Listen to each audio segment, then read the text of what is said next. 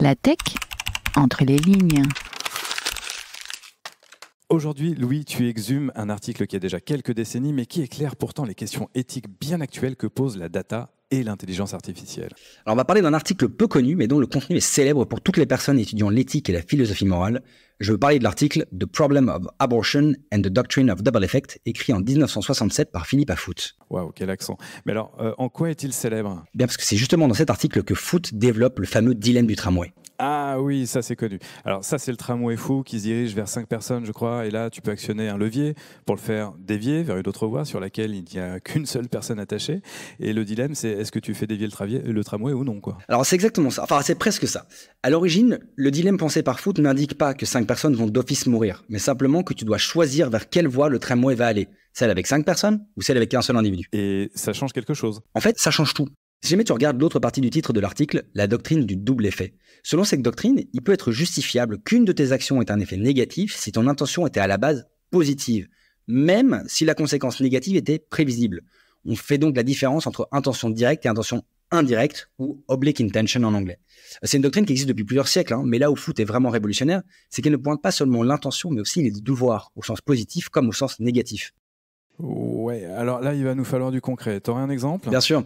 En fait, dans l'exemple originel du tramway, 2 devoirs négatifs, ne pas faire de mal, s'opposent à 2 devoirs négatifs dans le sens, ils sont formulés à la forme négative, ne pas faire. Et comme ce sont des devoirs identiques, on peut céder du nombre de victimes pour trancher, et donc aller vers la voie avec un seul prisonnier. Maintenant, mettons que le tram se dirige vers les 5 personnes ligotées, et que tu aies l'occasion de le faire dévier. Tes devoirs changent. Tu as ne pas faire de mal à 5 personnes, ça change pas, mais tu as sauvé une personne.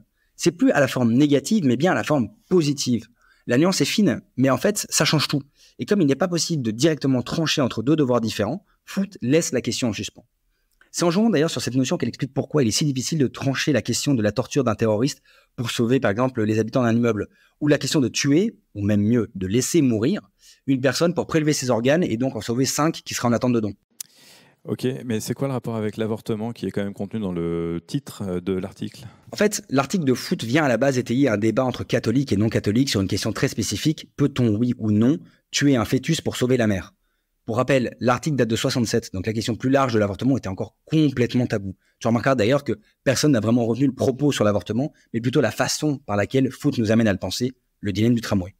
Cependant, si ces questions d'éthique t'intéressent, je ne peux que te conseiller, et conseiller à nos auditeurs d'ailleurs, de lire le livre « Would You Kill the Fat Man » de David Edmonds, qui revient sur le dilemme du tramway et toutes ses variantes possibles et imaginables.